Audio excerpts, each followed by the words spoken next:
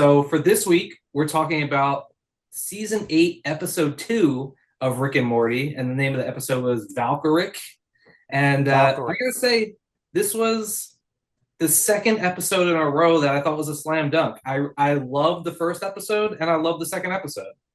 Yeah, and this one was a lot more canony than the first one, which is a little bit more episodic, I guess. But Yeah, yeah, and I dude, they're don't, two for two, man. Two for two. Two great episodes, no question.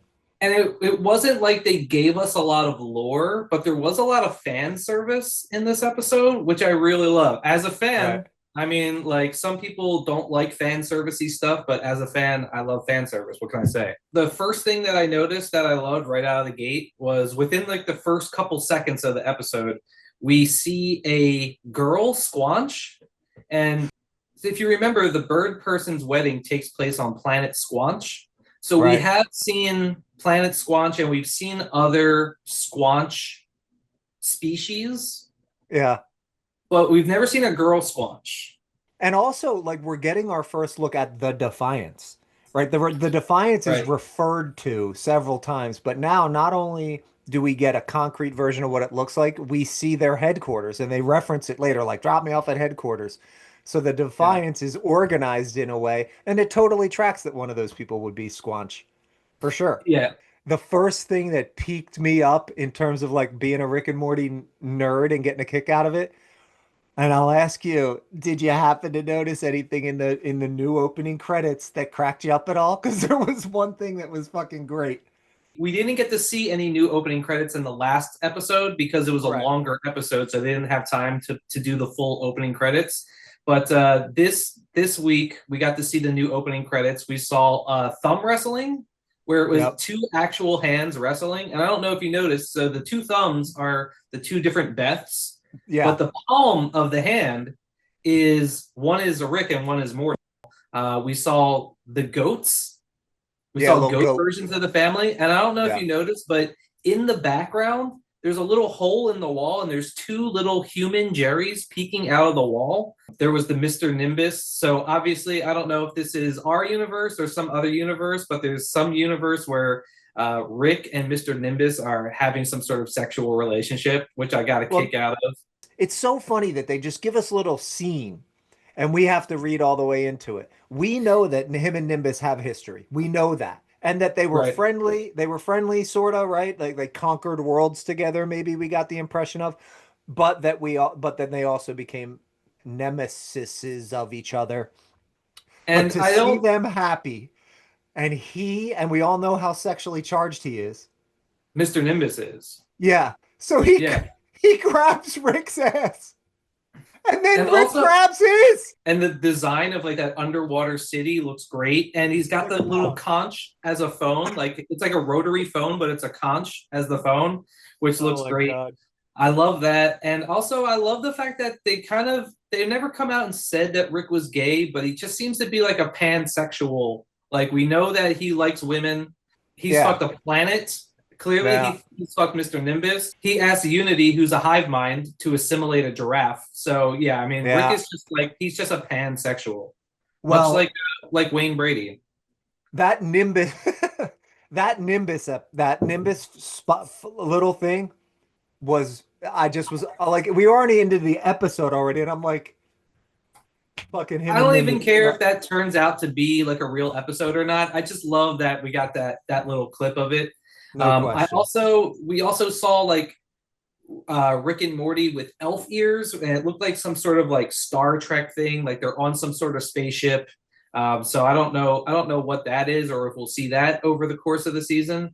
My favorite has to have been the Tetris one, though, Yeah, that because was cool too. if you think about it, it's so brilliant because the shape that Jerry is a shape that is going to mess everything up. And of course, if there's going to be a piece that's going to mess everything up, of course it would be Jerry. And even though it's hard to spot, but there's also Space Beth is the Tetris piece on the bottom left, Hmm. which I didn't spot immediately. The fact that they included Space Beth as a Tetris piece just shows that they are really incorporating her and considering her a member of the family.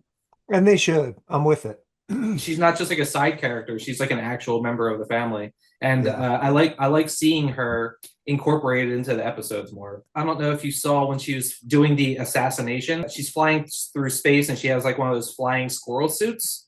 Yeah. And it reminded me of in season 6, there's the clip of them.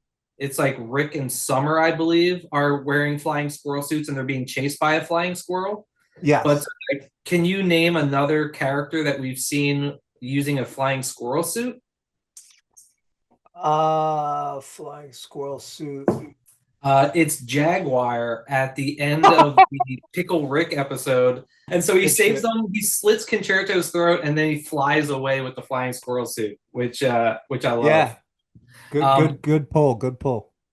Now, something that I loved seeing, I had just recently watched the season 6 episode where Morty drops the lightsaber perfectly vertical and it's going through all the sub basement levels of Rick's lab. And down at one of the levels, we realize, I think it's like level 12, there's like a sushi spot. Yeah, And and then we get to see Rick hanging out down there in this episode. yeah, so it was just like a throwaway gag, but they brought back the fact that not only is there the sushi spot, but they never confirmed that that was Jiro, but he calls him Jiro by name. And I don't know if you've ever seen the movie, it's a Netflix documentary called Jiro Dreams of Sushi. Mm-mm. And so that is an actual famous Japanese sushi guy. So I thought it was a cool little like nod to be like, yeah, that guy is Jiro, and the character looks like Jiro from the documentary. So So if you Rick's have, got him captive in his yeah, basement. well, I don't know if he's necessarily captive, but of course, if Rick's going to have a really good sushi spot, he's going to have one of the best sushi guys in the world making Or he could have sushi just down cloned there. him. And I love the fact that also we learn that there's other restaurants in there because Jiro goes, oh, I just found out that we're the number one restaurant in the sub basement, and In he the goes, sub oh, basement, like, he like goes, there's people oh giving Yelp he reviews. goes, oh, you beat out Luigi's. So Like he's the only one who would be making these fucking reviews, so he would know. go to the bug supremacist's house, and they bust in on him. He's Yeah. watching TV. Did you see what he was watching? What was he watching? He was watching Mrs. Pancakes. Oh, really? Right. What was Mrs. Pancake's thing? You don't She, know me. you don't know me. Did you get a kick out of the sand joke? I enjoyed that.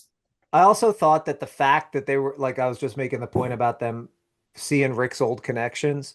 If you think that he's going to tap into his old connections, right? It makes sense that Bird Person would be enlisted. They make a joke about being bring your daughter to work day, and Bird Person brings his daughter. Where and when have we seen Bird Daughter before?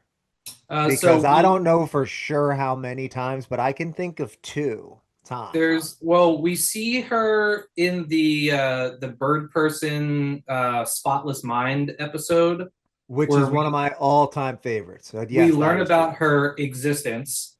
And then there's another episode where at the very end we see her in some sort of like prison. So we know that she's been like captured by the Federation. And Yeah, then in the Mr. Poopy Gets His Poop Back episode, we see that she's living at home with Bird Person and she's a teenager. And we find out that she was in some sort of like training program to become a femme fatale when she was in that prison. It was like some sort of training camp as well, yeah. which explains A, why she hates the Gronfalmites and the Federation, and B, why she has all these skills as well. I like the fact that the Gronfalmite general was played by Stephen Root, who's great. I love Oh, really? Stephen Root. He's just great in everything. We find out that the Gronfalmites, their hands are not called hands. Their little claw things are called scrungs. Scrung. And the reason that we know that is because the general is talking to the bugs that keep getting killed for science. He Yeah. goes, the Federation stands scrung and scrung with you, meaning hand in hand. Right, little So weird we claw learned that thing. the name of their little claws are called scrums. So that's some deep Rick and Morty Gromflemite trivia for you there. He was the one that brought the rotating math projector light thing. I was Like, just gonna say that movie with Ben Affleck where he's like the accountant and he like sees numbers in a weird way or yeah. something like that. I'm like, oh, this is cool. They're doing this thing, and then he's like, ah, what the fuck? And it just like brings you into the present moment in such a clever way. I did get a kick out of that. When they find the cure, and Rick goes in and like tests it on himself as the last person right before he gives it. What is it that he says to prove that he's cured? Um, he goes, "Oh, I like boobs." I like boob milk. I like boobs. I'm a mammal. Like to Ah, use that as the measuring stick, I definitely got a kick out of for that. being a mammal, yeah. Because I Yeah, mean, I like boobs.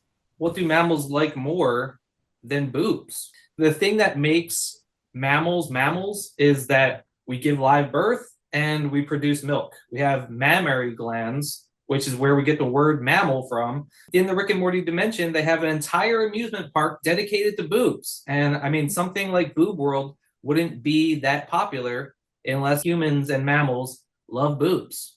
Yeah, maybe we'll go to Boob World someday.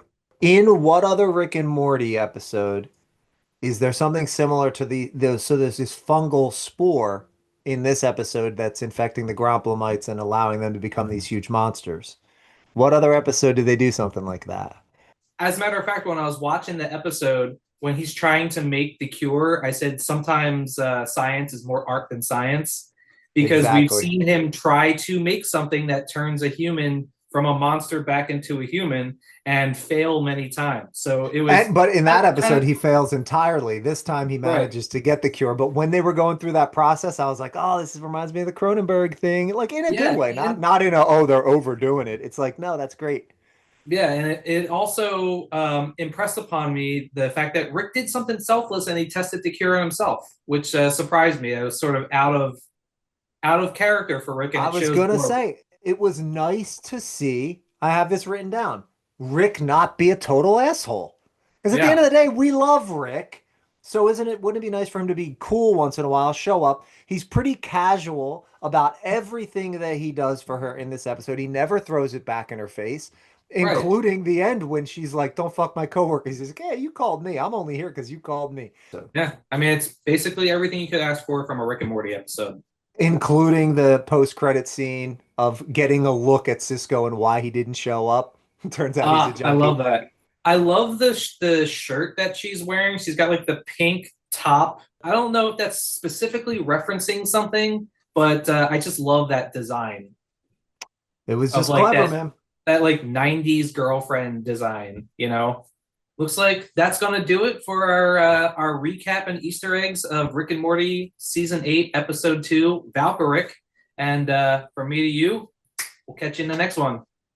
Catch you on the next one. We'll catch you in the next one.